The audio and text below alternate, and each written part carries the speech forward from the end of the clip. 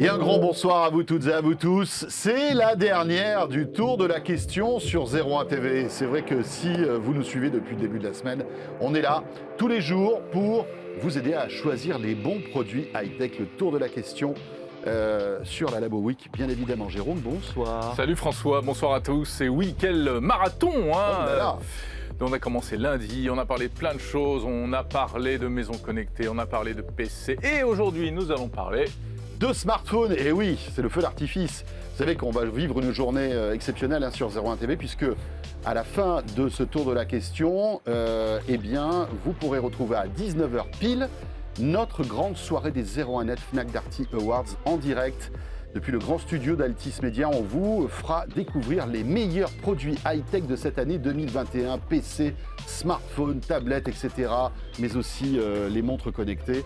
Ce sera un feu d'artifice tout à l'heure à 19h. avec un suspense insoutenable. Insoutenable, et bien voilà. Bon, en tous les cas, pour l'instant, l'idée avec ce dernier tour de la question de la semaine, c'est de vous aider à bien choisir votre smartphone. On vous présente nos invités dans un instant. Merci d'être là sur 01 TV, c'est parti.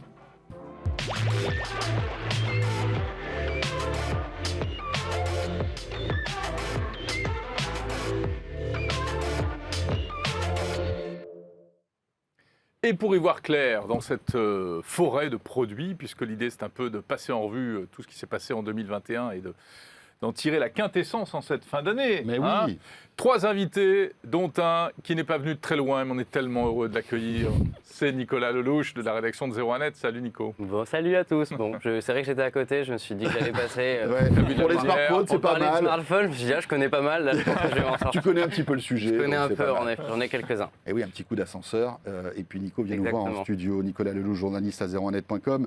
On va recevoir 2 invités, 2 représentants de marque tout à l'heure. Ce sera Stéphane Curtelin de Huawei qui nous rejoindra, mais dans l'immédiat, c'est David Chauveau, chef de produit Oppo. Bonjour David. Bonjour. Bonjour, merci bienvenue. d'être là. En spécialiste de smartphone aussi, mais sur une marque un peu plus réduite. Vous êtes venu avec une jolie collection. Voilà, vous avez produits, sorti les plus beaux smartphones Oppo, j'ai l'impression. Hein. C'est ça. Mais ils sont tous beaux en fait. Mais c'est vrai qu'ils sont on a du mal à choisir. Et puis Kamel Essati est avec nous. Bonjour Kamel. Bonjour à tous. Bonjour Kamel. Chef de produit smartphone Fnac Darty, puisque Exactement. vous savez, toute cette semaine de la Labo Week se fait en collaboration. On en est très heureux avec Fnac Darty. Vous aussi, les smartphones, c'est un peu votre dada. C'est mon quotidien, effectivement. Voilà. Donc on va avoir une confrontation Nico-Kamel, là, ça va être chaud. Tu aurais été expert. J'espère qu'on sera d'accord, sinon ça va Ouais, chauffer. ça c'est clair. Il y en a un qui joue à domicile quand même. Ouais, mais Ça veut rien dire. on sait jamais. Oui, mais On sait- il est affaibli là.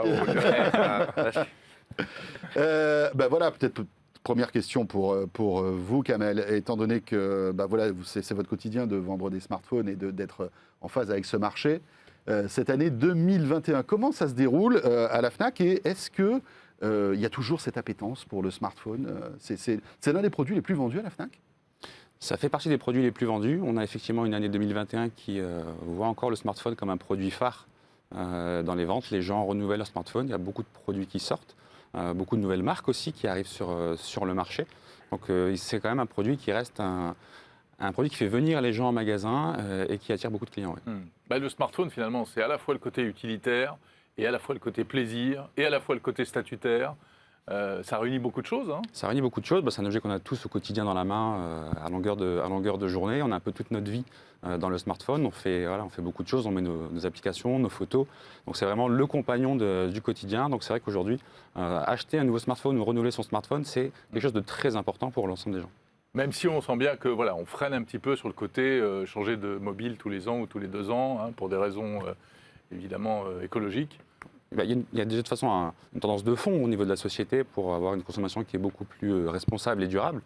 Et c'est aussi quelque chose à la Fnac que l'on travaille. On veut accompagner nos clients sur un choix éclairé, un choix durable pour pouvoir évidemment pas changer un produit tous les ans, mais avoir un produit qui soit durable, réparable. C'est aussi une question qui est très, très importante aujourd'hui. Donc voilà, on essaie d'accompagner les clients là-dessus, cette tendance. Kamel, juste une question, parce que c'est vrai que Nicolas, à qui on va donner la parole dans un instant, teste énormément de smartphones, mais moi ce que je trouve intéressant, c'est que vous êtes en contact avec les clients. Qu'est-ce que vous posent comme question les clients quand ils viennent acheter un smartphone aujourd'hui? Quels sont les points les plus importants pour eux? Il y a 3 points qui ont pas vraiment changé en fait, qui sont souvent les mêmes qui reviennent.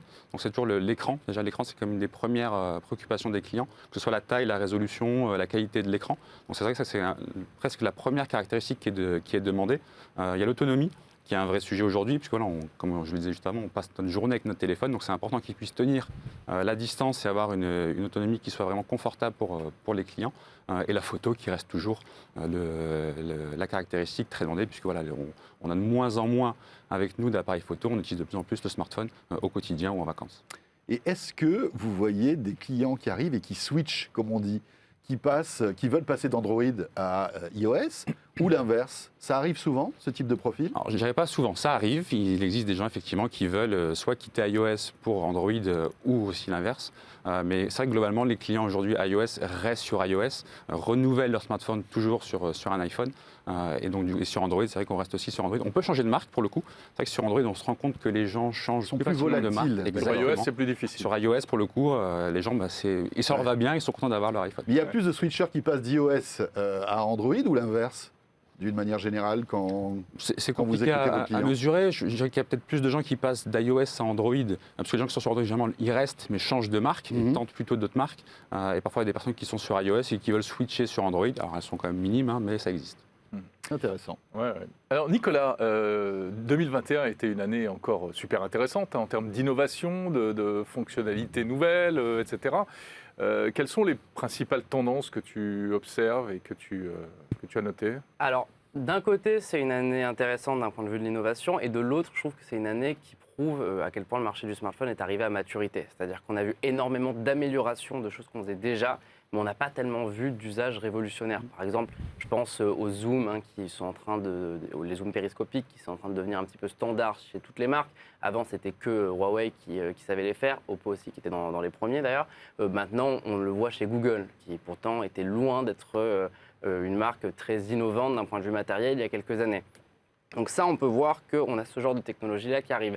Après, la vraie technologie nouvelle qui est apparue en 2021, et qui pour moi va certainement dicter le marché dans les années à venir, c'est la technologie LTPO sur les écrans, qui aujourd'hui est réservée uniquement à quelques appareils haut de gamme, donc les iPhone 13 Pro, les S21 Ultra, les Oppo Find X3 Pro, le dernier OnePlus aussi. Tu connais LTPO? alors, toi, rappelle-nous ce que évidemment. c'est. Je vais vous un expliquer spécialiste. ce que c'est Ouais. tout simplement. C'est une nouvelle technologie d'affichage, c'est une nouvelle technologie qui concerne uniquement les dalles OLED à ce jour et qui permet en fait de rajouter une sorte de cerveau à l'écran, si on veut vulgariser ça très simplement. Et ça va permettre en fait à un téléphone de faire varier le taux de rafraîchissement, de faire varier la définition de l'écran automatiquement en fonction de ce que vous faites. Donc vous regardez une vidéo qui a 24 images par seconde, eh bien on adapte le taux de rafraîchissement à 24 images par seconde et on consomme moins de batterie. Et ça c'est pas mal du coup parce que ça va nous permettre de monter plus haut quand on joue, de garder d'économiser de la batterie au quotidien, et je pense que ça peut être le point principal à venir sur les smartphones haut de gamme sur l'année 2022. Mais c'est équivalent au ce qu'on appelle le promotion chez C'est exactement Apple, ce qu'Apple ça appelle promotion, c'est Ouais, le TPO. d'accord, ok. Clairement. Après, là où c'est un petit peu traître cette histoire de rafraîchissement de l'écran, c'est qu'on a plein de constructeurs qui revendiquent des taux de rafraîchissement adaptatifs 120 Hz qui n'utilisent pas du LTPO. Et généralement, chez eux, ce qu'on constate dans les mesures du laboratoire de 01net, c'est qu'en 120 Hz, on consomme beaucoup plus de batterie, qu'on va Oui. perdre 2 heures sur l'autonomie au quotidien. Donc ça, c'est vraiment l'apparition principale de 2021.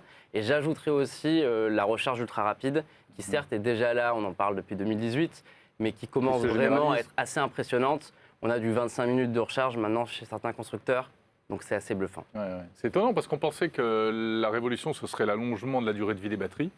Et en fait, ce n'est pas réellement le cas, mais c'est plutôt la vitesse Oui. de rechargement finalement. Il y a deux écoles. On peut soit aller sur une batterie longue durée pour recharger moins. Oui, mais soit longue aller durée, sur on cette- dépassera quoi? Jamais les 24 heures ou les... On peut chez quelques appareils, mais ça va Apple a vraiment... fait de gros efforts cette année. Oui, on en parlera sans doute tout à l'heure quand on parlera des iPhones, mais la batterie des iPhones est assez fantastique en fonction de votre utilisation. Je pense qu'on peut aller sur les 2 jours. Maintenant, si vous l'utilisez beaucoup, Oui. comme moi, vous ne tenez pas 2 jours avec un iPhone par exemple. Ah, ça. Ça, Le c'est test, sûr. le test Je pense que- d'autonomie de Nicolas Lelouch. Ils sont je violents, te dis pas. c'est quelque chose. Les batteries sont comme ça. Ah non, non, non. Mais en tout cas, pour revenir à la recharge ultra rapide brièvement, ce que j'aime bien avec cette technologie, c'est que ça change vraiment la manière dont on utilise son smartphone. Quand je teste un smartphone qui se recharge en 25, en 30 minutes, je ne vais pas le recharger le soir comme je recharge mes autres smartphones. Je vais le recharger au milieu de la journée. Quand je vois qu'il lui reste 20%, je le branche 10 minutes et c'est reparti. Oui, pour, puis avec pour la 24 recharge sans heures. fil, c'est plus facile, on met des chargeurs partout. Il y a aussi ça, il y a aussi ça. Il y a vraiment une évolution assez intéressante de la manière dont on utilise son appareil grâce à ces innovations dans la recharge. Kamel, un mot sur la 5G. Est-ce que les clients arrivent en masse, en courant dans les rayons pour dire « je veux la 5G, je veux la 5G » ou tout le monde s'en Il y a des fout, manifestations, en fait. je crois. Hein. Oui, je crois qu'il y a des banderoles. Les pancartes, de la 5G. on veut la 5G. Je les ai pas encore vus. Plutôt anti-5G. Non, aujourd'hui, effectivement, on n'a pas de clients qui se ruent en magasin en réclamant des produits 5G. La 5G, d'ailleurs, une spec qui est en général dans le téléphone que l'on achète sans que ce soit forcément une demande des clients, puisqu'aujourd'hui, au-delà de 400 €, finalement, la plupart des produits sont 5G.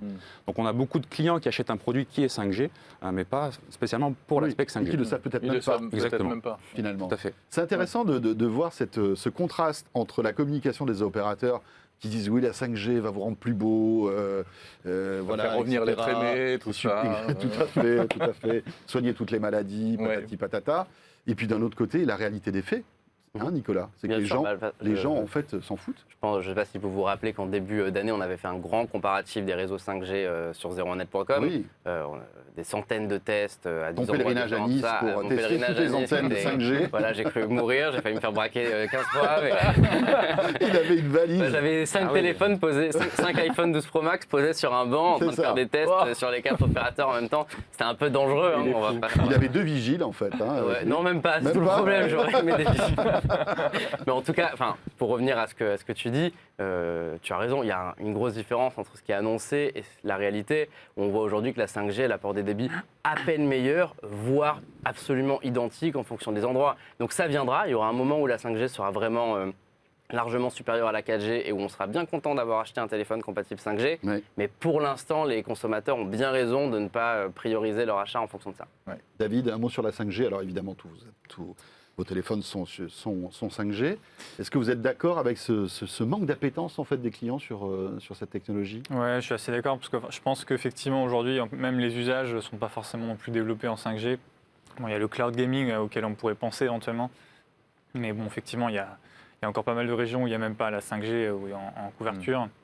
Donc non, je pense que les gens effectivement s'y préparent ou achètent un téléphone juste parce que voilà, il est 5G, mais pas forcément pour cette raison-là. Ouais, disons que l'année prochaine, ce sera plutôt par effet Par défaut, inverse, par c'est-à-dire par défaut. défaut, Et puis les gens diront ah s'il n'est pas 5G, non, c'est trop risqué. etc. Et aujourd'hui, la plupart de vos modèles sont 5G chez Oppo? On a à peu près 80 à 85% de notre gamme qui est 5G. Ouais.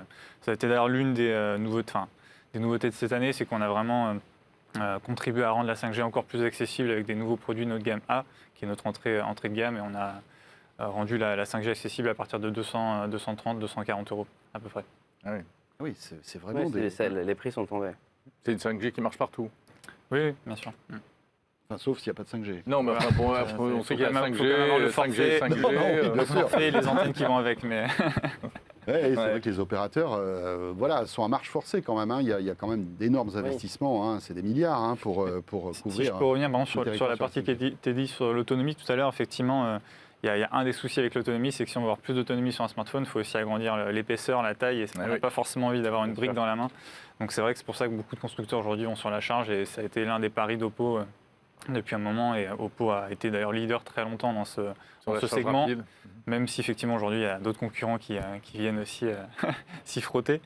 Mais en tout cas, ouais, je pense que ça change vraiment les habitudes et ça apporte un vrai plus au quotidien. On va revenir sur vos produits dans un instant, mais peut-être un mot justement, Nicolas, sur Oppo, que tu suis depuis le début. à fait. En fait, c'est une marque que tu connais bien. Qu'est-ce que tu penses d'Oppo? Alors, fais abstraction de notre suis pas invité qui est là. Non, mais David n'est pas là. on se connaît avec David et C'est un avatar. il sait ce que je pense d'Oppo. Il est dans le métaverse. Je pense très sincèrement qu'Oppo a très mal commencé. Et je l'ai déjà dit sur les plateaux de 01 TV, c'est-à-dire qu'ils sont arrivés avec une stratégie ultra élitiste, avec des produits qui ne ressemblaient pas à des smartphones traditionnels. Je pense au Find X avec sa caméra qui sortait de l'arrière, qui certes c'est impressionnant, mais ça fait peur aux gens, hein, surtout quand on ne connaît pas une marque. Est-ce qu'on a envie de tenter un design aussi... Surtout que ça coûtait très cher. Ça coûtait 999 €. C'est un produit de com, non? C'était un produit de C'était pour com, faire parler mais de la marque.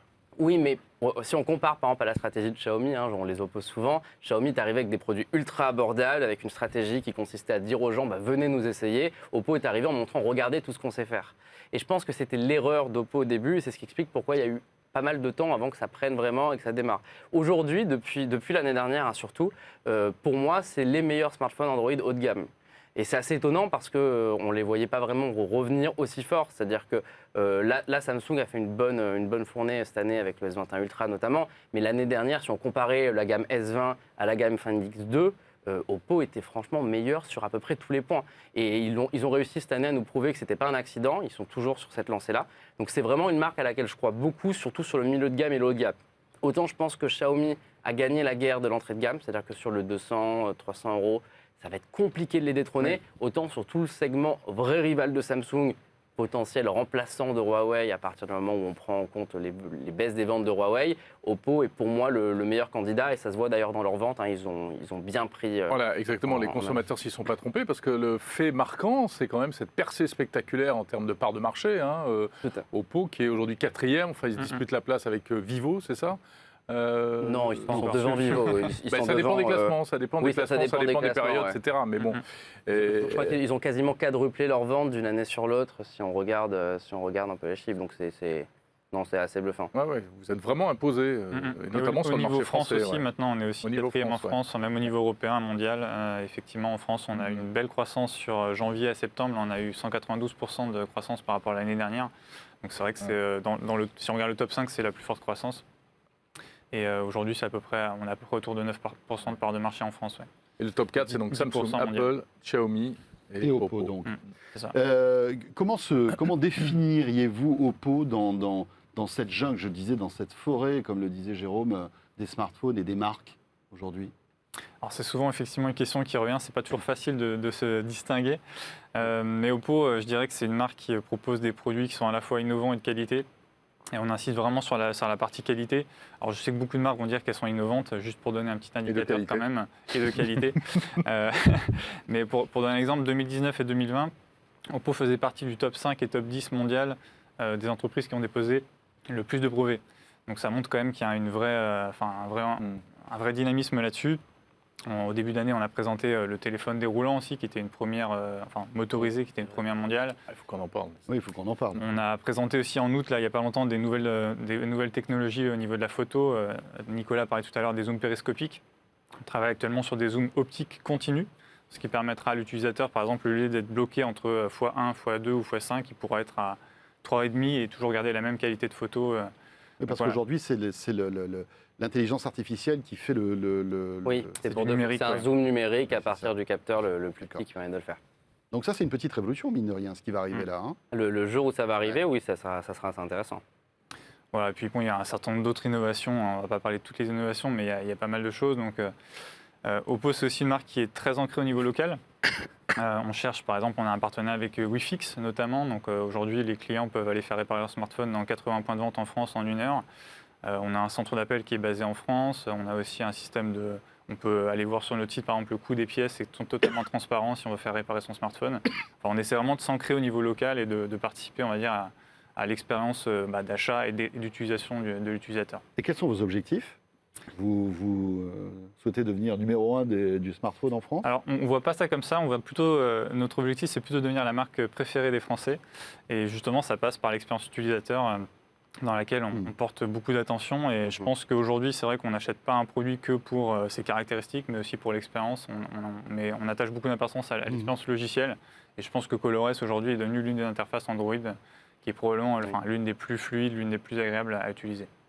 Donc on peut dire qu'Oppo est une marque qui va durer, qui est partie pour durer, selon vous ? Je pense que... Parce qu'on a vu aussi dans ce segment parfois un peu des feux follets, qui arrivaient et qui repartaient très vite. Ce que j'allais dire, c'est que je ne crois pas vraiment en cette multiplication des acteurs et je suis convaincu... c'est vrai qu'on a parlé de ce qui s'est passé en 2021. En 2021, il y a aussi eu l'arrivée d'autres constructeurs, Vivo, ZTE, TCL, tout le monde est en train de se lancer sur le marché du smartphone. Realme aussi. Realme, ils étaient un petit peu là avant, mais c'est vrai qu'il y a de plus en plus d'acteurs. À titre personnel, je suis convaincu que dans 2-3 avoir ans, une il va se passer quelque consolidation, chose. bien sûr. Il va y avoir quelques acteurs qui vont disparaître ou qui vont fusionner. J'imagine pas un marché avec 15 acteurs sur le marché du smartphone. Ça, je le vois pas beaucoup. Kamel, comment ça se passe en fait à la Fnac Oppo est une marque qui grandit et qui commence à avoir ses fans en quelque sorte. Oppo est une marque qui grandit, effectivement, donc une marque qui d'ailleurs a eu un partenariat privilégié avec la Fnac pour son arrivée en France, donc qui a une place privilégiée chez nous dans nos magasins. C'est une marque effectivement qui grandit, qui prend de la place sur le segment premium. Aujourd'hui, il y a des marques, voilà, comme le disait juste avant, il y a Xiaomi qui est très présent sur l'entrée de gamme, le cœur de gamme. Et c'est vrai que pour le coup, sur le haut de gamme, mis à part les gammes S de Samsung, on cherche un peu, depuis l'exception de Huawei, un concurrent pour pouvoir un peu les titiller. C'est vrai que les produits de Oppo sur la gamme Find X permettent de répondre à ce besoin-là. Donc les clients perçoivent aussi la qualité et le fait qu'Oppo est une marque qui compte et qui est vraiment en train de s'installer sur le marché français. Alors, si on parle un petit peu de ces modèles de smartphones que vous vendez, paraît-il, par palette entière, c'est-à-dire des smartphones pliants. Et des volants, du coup. Nicolas, où est-ce qu'on en est On en est... c'est long à démarrer. Hein. Ouais. Franchement, C'est le moins qu'on puisse dire. j'ai tendance à penser que là, si cette année, ça ne fonctionne pas avec la gamme que Samsung a présentée cet été, ça va être compliqué, c'est qu'il y a quelque chose qui ne va pas. Parce que là, ça fait partie d'ailleurs de mes gros coups de cœur 2021. Le Z Flip 3 qui coûte 1059 € et qui est certainement déjà en dessous des 1000 € un peu partout en vente. Là, il a un prix hyper abordable pour un produit de ce genre, pliant, précurseur, premium. Mais est-ce qu'il trouve son public ? Alors, je commence à en croiser. Hein. Donc, j'ai quand même tendance à me dire que Samsung nous avait annoncé des chiffres délirants de ventes x10 par rapport à l'année dernière. Mais bon, en même temps, on ne connaît pas les ventes de l'année dernière. Donc, Oui, c'est vrai que ça Ils en ont vendu 12 et qu'ils sont à 120, voilà, ils sont en effet passés à x10. Mais c'est vrai que ça m'arrive là, dans le métro, notamment ces derniers temps, de voir des gens avec un Z Flip 3 et me dire « Ah, quand même, il est peut-être en train de se passer quelque chose. » C'est le chef produit Samsung. C'est non peut-être le chef produit. Ou alors ils me suivent pour exprès de se mettre dans le métro avec moi. Sortez votre téléphone pliant. C'est exact, c'est peut-être ça. Le démarrage, je ne sais pas si c'est le cas à la Fnac, je pense que c'est quand même assez lent. Peut-être qu'à Noël, on va voir le premier boost pour les smartphones pliants. Mais je sais pas, j'ai envie d'y croire parce que moi j'adore cette technologie, je pense que c'est quand même très sympa. On a peur d'aller vers ce nouveau produit. Peut-être, il y a eu le début n'a pas été facile hein, d'un point de vue communication. Ils ont commencé par un scandale sur les écrans qui se cassent et je pense qu'il y a encore beaucoup de personnes qui s'associent à ça. Hein, donc, Kamel, comment ça se passe les gens posent des questions sur les pliants. Est-ce qu'il y a aussi un devoir, j'imagine, pédagogique de la part des vendeurs de la Fnac pour expliquer à quoi ça sert, si c'est bien, si c'est pas bien? Alors, il y a un vrai travail pédagogique, effectivement, pour expliquer. Alors déjà, il y a deux types d'écrans pliables, parce qu'il y a ceux qui se plient de façon horizontale ou verticale. Donc les usages qui en découlent ne sont pas non plus les mêmes. Donc il faut les expliquer. Cette année, je trouve que la gamme a été vraiment bien travaillée. Samsung a bien peaufiné. Parce que c'est vrai que la première version du Fold, alors bon, avait le mérite d'exister, était innovant, mais il y a quand même pas mal de défauts qui ont été corrigés avec les différentes versions. Aujourd'hui, le Z Fold 3 est quand même très, très qualitatif. L'écran extérieur est enfin un vrai écran extérieur. Et même à l'intérieur, on a une caméra sous l'écran qui est quand même une nouveauté sur le marché. Alors, c'est passé un peu inaperçu, puisque bon, c'est sur un produit quand même très premium. Mais voilà, on a quand même une innovation technologique qui est arrivée aujourd'hui qui n'était pas forcément présente sur d'autres produits. Oui, c'est vrai, vous avez raison. Mais il y a des gens qui tournent autour de ces produits-là. Il y a des gens qui sont curieux. Qui sont curieux de... Ça regarde, mais ça achète autre chose ou... Alors, déjà, les prix de vente sont... Même si cette année ça a baissé, sont ça a baissé quand même, hein, les plis. Le Z Flip 3, il est moins cher. Là, il est abordable. Typiquement, c'est pour ça que le Z Flip 3 marche mieux cette année que les autres années. Parce qu'aujourd'hui, il est au prix, voilà, d'un S21 Plus, vous avez un Z Flip 3. Donc vous pouvez vraiment considérer le produit avec un budget sur lequel vous aurez acheté un S21 Plus. Mais les gens ont le courage d'acheter ce type d'appareil? Alors, de plus en plus. C'est vraiment ça. Hein. Parce que par le passé, en fait, vous deviez faire le choix. J'ai un écran pliable, mais j'ai moins d'autonomie, j'ai un écran qui est forcément moins bon. En photo, c'est pas forcément ça. Là, cette année, on se rend compte qu'ils essayent un peu d'avoir le meilleur des deux mondes. Donc, un produit qui est plus gros, mais qui se plie en deux. Donc après, c'est avoir l'usage qui en découle. Mais c'est vrai qu'aujourd'hui, ça reste minime. Les gens sont curieux. On a encore peu de gens qui passent à l'acte d'achat. Mais voilà, ça se fait de petit à petit. David, quand est-ce que vous dégainerez votre premier smartphone, ou en roulable, ou pliable, ou stretchable, je ne sais pas trop. On a un événement important qui arrive à la fin d'année qui s'appelle Luno Day. C'est l'événement où Oppo présente ses dernières innovations. Donc je vous invite à suivre l'actualité. Il y aura peut-être des choses intéressantes à voir à ce moment-là. Mais bon, enfin, vous vous intéressez à ça. On travaille évidemment sur différents form factors. On a présenté, comme on disait tout à l'heure, un prototype au début de l'année déroulant. Ça, celui-là, je ne pense pas qu'il sortira tout de suite parce qu'il y a encore pas mal de choses à étudier pour que ça soit vraiment mature. Néanmoins, on travaille différents form factors et on aura des annonces plus concrètes prochainement. Pour terminer, puisque nous allons marquer une petite pause et nous intéresser à Huawei dans un instant, parmi les 3 téléphones, quel est celui que vous aimeriez nous présenter de par, on va dire, un peu l'aspect différenciant des autres? Compliqué de C'est choisir. difficile, ouais. Difficile. Vous pouvez faire passer le ratoire, hein, si ça marche, hein. En différenciant, forcément, on a notre Fan X3 Pro qui est le flagship de cette année, mais je ne vais pas forcément trop en parler parce que c'est quand même un tarif un peu moins accessible. Je pense que prix il est à 1149 €. Enfin, il a été lancé à 1149 €. Nicolas est venu nous présenter, je crois. Oui, il est excellent. Oui, c'est l'un des meilleurs smartphones de l'année. Top 5, top 3 de l'année, ouais, effectivement. Voilà, mais plus dernièrement, effectivement, ce que j'aimerais présenter, c'est éventuellement le Reno 6, qui est un produit à moins de 500 €, qui est extrêmement polyvalent, avec des matériaux aussi très qualitatifs. On a du verre avec un revêtement anti-trace de doigts à l'arrière, de très bonnes performances, un bel écran AMOLED, 90 Hz, donc très fluide. Et puis une belle expérience logicielle. Et c'est un produit qui est particulièrement doux en vidéo, puisqu'on a pas mal de nouveautés vidéo assez intéressantes sur ce modèle. Et voilà, à moins de 500 €, on a un produit qui finalement flirte avec le premium, on va dire, et qui est extrêmement polyvalent. Donc pour moi, c'est un peu notre petit coup de cœur de fin d'année, entre guillemets. Avec un design légèrement ressemblant à une autre marque américaine. Oui, dont justement, c'est tendance. Mais qui commence par un A. C'est assez rare sur Android. Android commence par un A aussi. Mais après, il n'y a pas de P. Ouais, vous en sortez bien. Dans Android. Et là, on est dans quelle gamme de prix avec ce modèle, David? Moins de 500, on a 499. Voilà. Avec 128 Go de stockage, 8 Go de RAM. C'est joli Oui, c'est très joli le revêtement. On a aussi un coloris noir. Autant c'est vrai que sur le côté, ça, il ressemble beaucoup à l'iPhone, mais c'est vrai que l'arrière comme ça, c'est plutôt sympa. Tu l'as testé, Nico, celui-ci? Alors, j'écris le test cet après-midi. Oh là là là là là. Pour tout vous dire, ça vient d'être fait, donc c'est tout récent. Mais oui, c'est un bon produit sur le milieu de gamme. Je trouve que le défaut, c'est que dans le même groupe, chez OnePlus, pour le même prix, on a un produit qui est un petit peu plus puissant et qui, en soi, a l'air un peu plus moderne. Maintenant, sur le design, je préfère celui d'Oppo. Donc je pense que c'est une question de goût et qu'il y a plein de personnes qui ne s'intéressent pas au nom de la puce. Soit un petit peu plus de puissance, soit il reste suffisamment puissant, il a une bonne batterie, il charge vite. Donc, et puis celui-là, je pense qu'il va présent fonctionner. aussi dans la majorité des magasins en France aussi, donc on peut aller le tester, on peut aller le toucher, voir à quoi ça ressemble.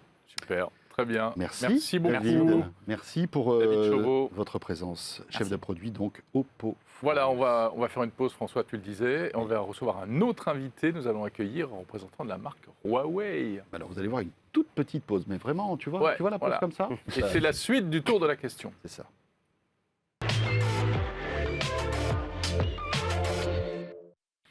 Et oui, c'est super rapide. Regardez, dans 3 secondes, on change d'invité. C'est terrible. Nous, on n'a pas changé, on n'a pas vieilli durant cette pause. Le tour de la question spéciale smartphone. Et je vous rappelle notre grand rendez-vous tout à l'heure à 19h. Avec Jérôme, nous allons mettre notre habit de lumière pour la grande cérémonie J'hésite sur la couleur encore. Vert ou rose pailleté, je ne sais pas. Rien que pour ça, les amis, ça vaut le coup de vous brancher sur 01 TV. Alors, on sera sur la chaîne, sur les box, box Free, SFR, Orange et Fransat, mais aussi sur 01net.com, bien évidemment. Et sur YouTube, il y aura le replay de cette émission. On est toujours dans le tour de la question avec les smartphones, avec nos invités. Toujours Nicolas Lelouch, journaliste à 01net.com, qui, vous le savez, teste à longueur de journée des smartphones. Kamel Essati, chef de produit smartphone Fnac Darty. Et Stéphane Curtelin nous a rejoint. Bonjour Stéphane. Bonjour François. Bonjour Stéphane Curtelin, directeur marketing de Huawei France. Merci d'être là. Avec plaisir. Stéphane, vous êtes venu avec un téléphone. Oui. Ça c'est bien, ça fait plaisir. Vous êtes dans le thème de la soirée, c'est parfait. J'ai fait un effort. Alors avant de le découvrir, un mot quand même sur la situation, j'allais dire particulière de Huawei, enfin...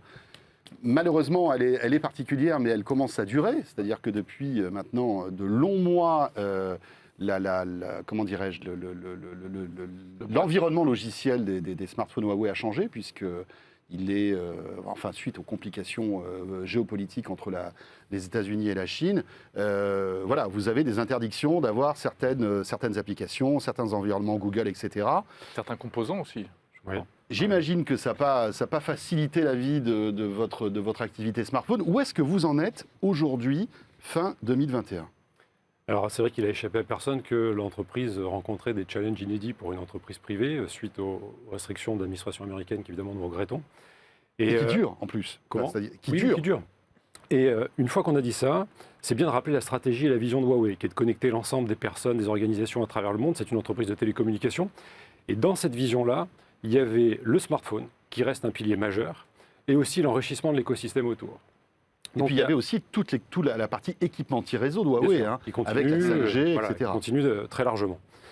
Le résultat, c'est que depuis maintenant à peu près 1 an et demi, 2 ans, Huawei a lancé un troisième store d'applications, la Huawei App Gallery, depuis maintenant 1 an et demi, 2 ans.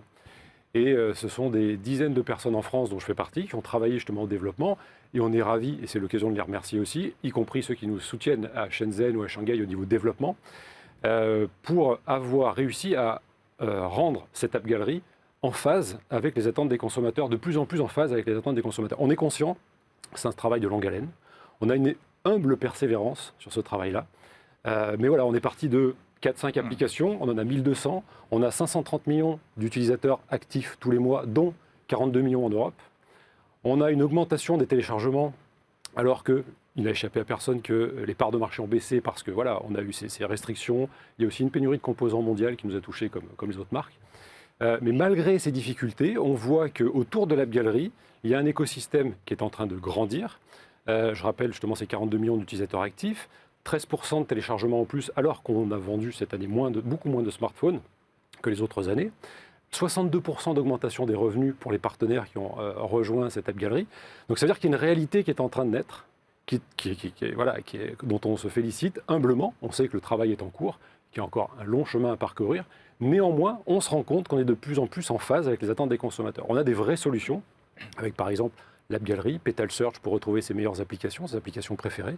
Il y a des solutions aujourd'hui qui existent concrètement et qui font qu'aujourd'hui on est ravis de pouvoir parler du Nova 9, qui est l'arrivée d'une nouvelle série qui avait déjà existé dans d'autres pays, la série Nova, qui est plus à destination des nouvelles générations et qui va désormais coexister avec les 2 autres flagships que vous connaissez bien, les Mate et les P. Et donc on aura désormais en France et en Europe de l'Ouest une gamme simplifiée autour de 3 grands piliers qui sont Mate, P et Nova. Et sur ces 3 modèles, sur ces 3 gammes, on retrouvera l'écosystème dont vous parlez, l'App Gallery, etc. Exactement, voilà, tout à fait. Ce qui fait qu'aujourd'hui, on peut acheter un smartphone Huawei où on a à peu près la même chose que ce qu'on trouverait ailleurs. Exactement, il y a des solutions qui existent, soit directement, quand on a pu travailler, et c'est l'immense majorité des cas, avec les applications, les partenaires qui sont fournisseurs d'applications. Et après, c'est vrai qu'il reste des cas particuliers quand c'est purement du logiciel Google. Oui, vous n'avez aucune appli Google. Alors, via ce qu'on appelle des web apps, des raccourcis, ça marche très très bien. Moi, personnellement, je retrouve YouTube, mes playlists sans aucun problème sur YouTube, grâce à ce raccourci qui, en fait, vous génère évidemment on se doute bien que YouTube, Maps, etc., sont responsive, donc s'adaptent parfaitement à un écran de mobile. Donc ça marche très très bien. Et c'est une solution qui est très viable pour le quotidien. Par exemple, on a Google Maps sur vos téléphones ? Oui, via le navigateur. Voilà, via le navigateur. C'est-à-dire qu'on fait un raccourci. Moi, vous avez un raccourci. Oui, un raccourci qu'on peut faire sur n'importe quel téléphone. Exactement. On se crée une icône voilà, vous avez une avec un raccourci web. Voilà. Et on est d'accord que ça n'a pas on va dire, la même efficacité qu'une appli native. Alors si on se dit application, efficacité, est-ce que ça me permet d'aller à un endroit, à un autre, de mettre mes favoris, de retrouver mon historique, etc. Si. Oui. Voilà, moi je retrouve tel restaurant, si j'ai envie de le cartographier, de dire qu'il est là, que j'ai tout mon historique, bien avant les complications, même ce que j'avais enregistré en 2018, en 2017, même sur d'autres smartphones, je le retrouve sans aucun problème. Ouais. Donc ça marche. C'est important de comprendre qu'en fait, il y a des solutions qui existent. Et je pense que ça fait plusieurs fois qu'on en parle, et c'est bien qu'on continue d'en parler, parce qu'il faut continuer à informer le consommateur. Après, il décide. Parce qu'un smartphone, c'est bien sûr des applications Google, mais c'est aussi, et je voudrais y venir maintenant, sur la partie innovation, on va en parler sur le bien sûr, smartphone, parce qui est que notre spécialité également. On suit Huawei depuis de nombreuses années, et on a vu votre ascension fulgurante, on a tous été témoins de ça, avec des des Mhm. téléphones Salon qui ont- après salon, qui ont produit été après produit. bluffants. Enfin, le P30 avait scotché tout le monde, Ah, le P40 était P20 Pro, exceptionnel. P30 Pro, c'est exceptionnel, hein, les produits. Et Nicolas. la que Huawei avait. Alors, on a écouté Stéphane, tu as connu l'avant et après Huawei. Qu'est-ce que tu peux nous dire sur ce qui se passe aujourd'hui pour Huawei et est-ce que tu es d'accord avec ce que dit Stéphane Courtelin concernant l'écosystème aujourd'hui qu'on peut retrouver via des raccourcis de web app?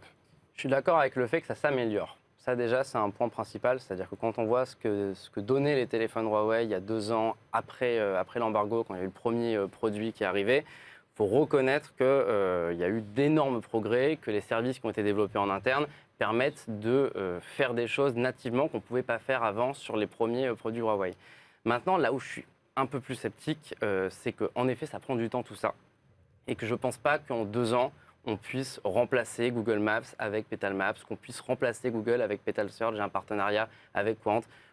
Même si c'est des progrès importants et que ça va certainement un jour aboutir à un vrai écosystème, il y a toujours des limitations qui sont, selon moi, beaucoup trop hardcore, entre guillemets, rien qu'au niveau du matériel, au niveau du logiciel. L'app Gallery, certes, a beaucoup des applications françaises disponibles sur les autres magasins d'applications. Oui, la Mais plupart, hein, les la plupart des Molotov, les choses comme ça, on exactement, retrouve. toutes ces applications-là, elles n'étaient pas au début.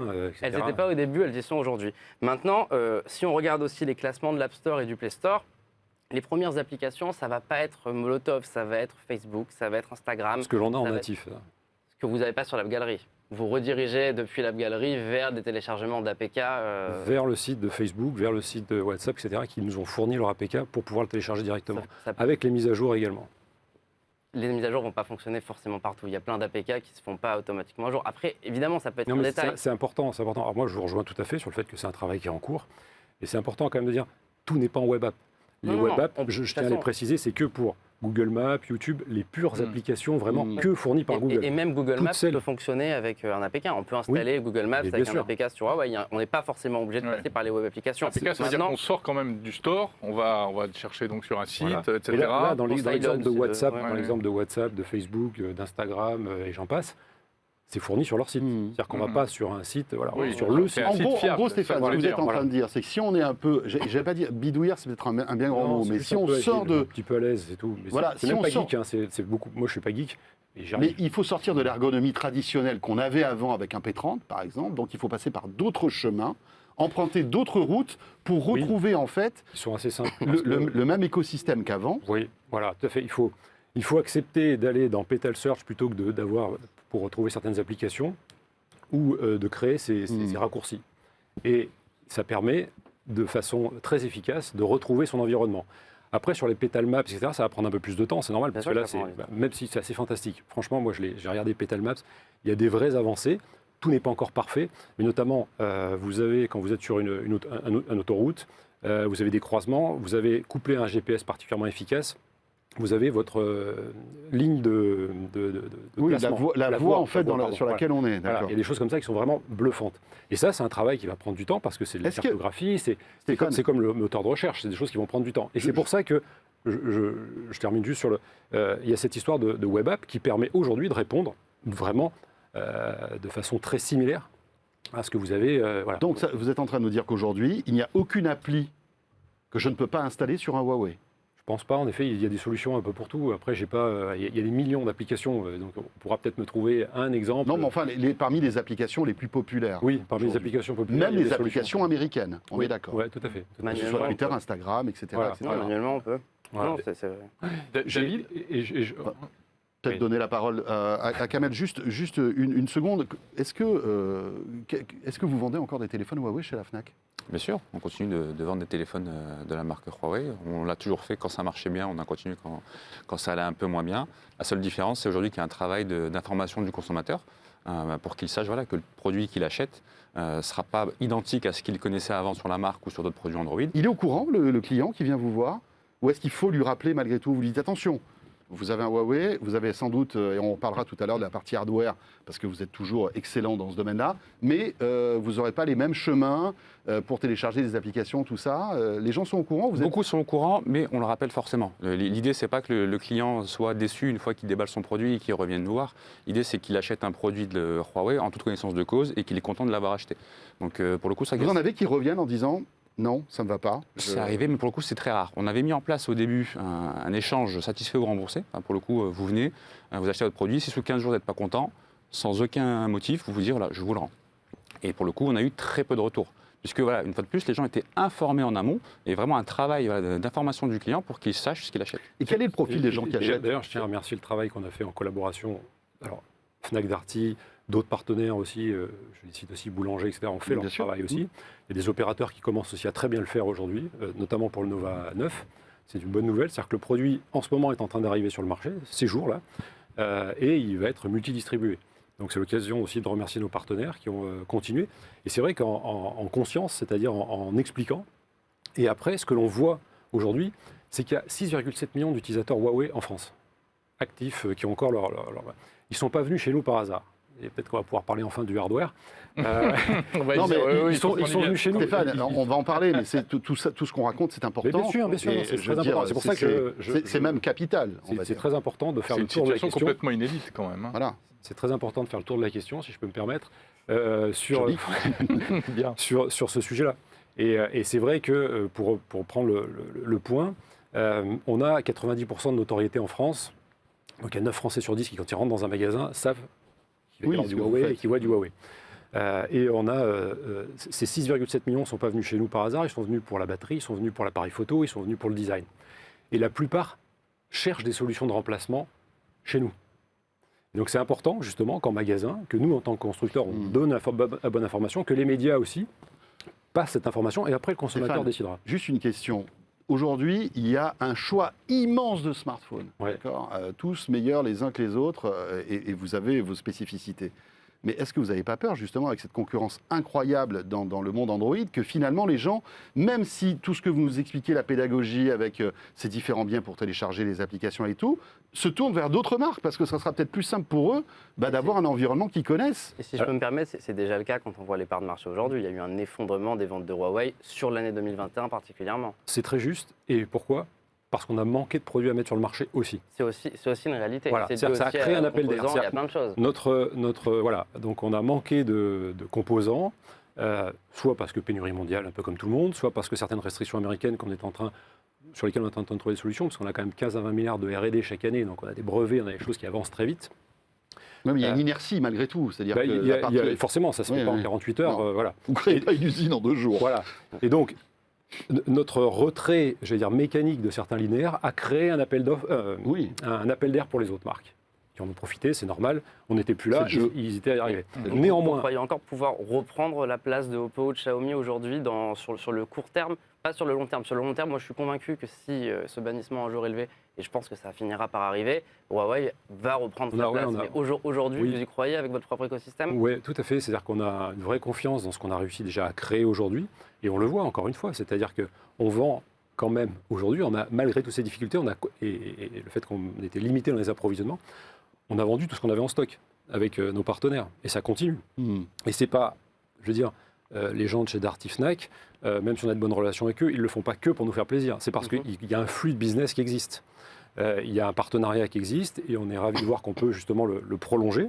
Et aujourd'hui, il y a des consommateurs qui vont venir en magasin pour parler, parce que c'est quoi l'histoire? C'est qu'en fait, ils sont très attachés aux capacités du produit, au design. On a été très innovant sur les couleurs, on continue avec celui-là, avec ce superbe bleu un peu acier qui s'appelle le Starry Blue.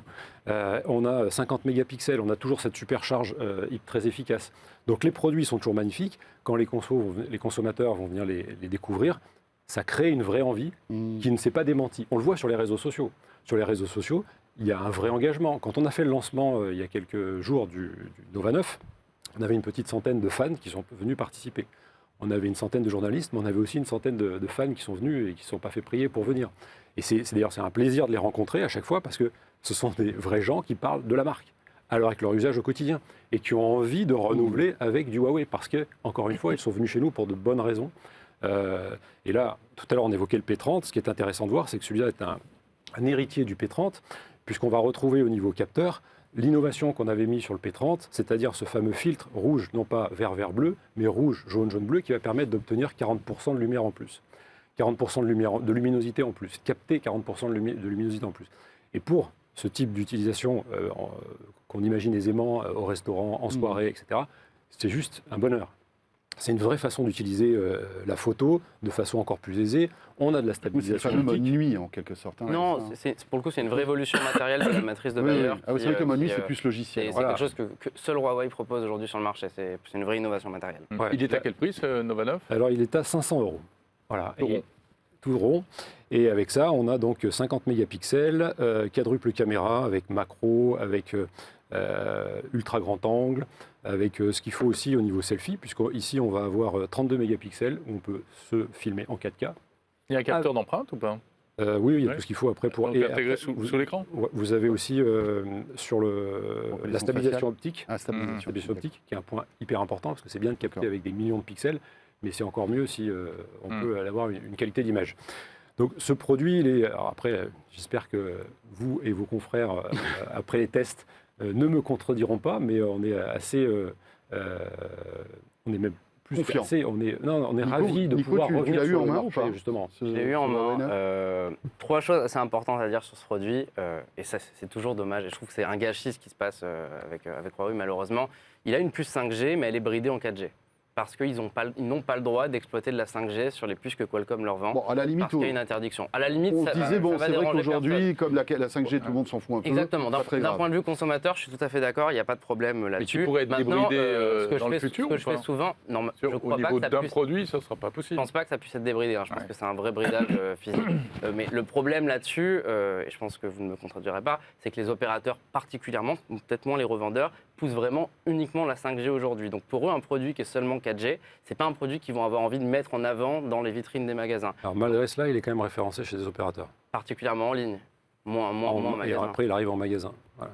Bon, Donc, en tout cas, il premier arrive. point, 5G. Les deux autres. Le deuxième point, ça va être évidemment tous ces problèmes logiciels qui font qu'à 499 € quand même, c'est forcément contraignant. Donc moi, c'est ce qui m'inquiète un petit peu, hein, malgré tout. Ce qui est contraignant, c'est plutôt la concurrence qu'il y a pour ce prix-là. C'est ça, c'est que le problème, c'est que certes, on peut faire des choses avec un Huawei, mais on peut les faire tellement plus facilement avec un autre produit. Et que moi, c'est ça qui me dérange, c'est que je vois bien le discours de dire que ça s'est amélioré, qu'on est en train d'aller petit à petit vers un troisième écosystème. Et j'ai envie d'y croire parce que je me dis qu'il faut un troisième écosystème, parce qu'on voit bien ce qui se passe quand on a des monopoles ou des duopoles. Il y a ce qui se passe avec l'App Store et le Play Store et des commissions de 30%. Et on voit aussi qu'il y a eu un troisième écosystème qui a échoué, mais parce qu'il ne mettait pas autant Il d'argent était que peut-être Huawei mal- pour Oui, se Il développer. n'avait pas Donc- déjà 540 millions d'utilisateurs Oui, il actifs. était peut-être mal- C'est vrai, avec forcément. des millions déjà en monétisation de la part des partenaires qui donc s'y retrouvent dans ces développements-là. Oui.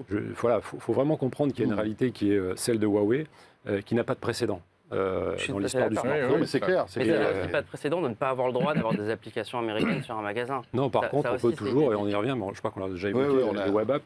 Oui, Après, c'est sur les vraiment au web apps, consommateur. C'est vraiment au consommateur. Et encore, c'est que sur quelques applications Google. Hein. Le reste, ça marche normalement. Et d'ailleurs, ça finit par marcher avec les web apps aussi. Et ce qui est important de voir, c'est les consommateurs qui vont se faire leur propre avis. C'est-à-dire que ceux qui ont apprécié notre photo, ceux qui ont apprécié notre Clair. charge rapide, ceux qui ont apprécié notre design, vont retrouver un digne successeur. Oui, Troisième série flagship, les Nova, les séries Nova, Nova 9. Il arrive aussi avec son petit frère, le Nova 8i, qui est à 350 €.